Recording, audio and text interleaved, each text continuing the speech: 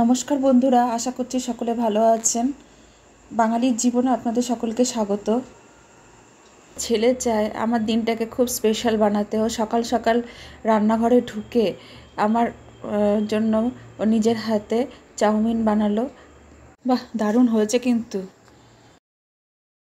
Duty থেকে আসার সময় এই কেকটা নিয়ে এসছে। আর এই ঘরোয়া একটা ছোটোখাটো সেলিব্রেশন।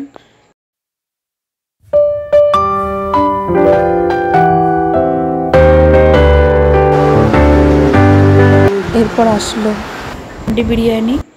এটা হচ্ছে কলকাতা বিরিয়ানি। বিরিয়ানি বাই কিলো থেকে এসছে। 389 হাফ কেজির একটা হাঁড়ি। তার সঙ্গে রায়তা আর স্যালাড দিয়েছে, যেটা খুলতে আমাদের বেশ মারামারি করতে হয়েছে হাঁড়িটার সঙ্গে। আজ তবে এইটুকুই।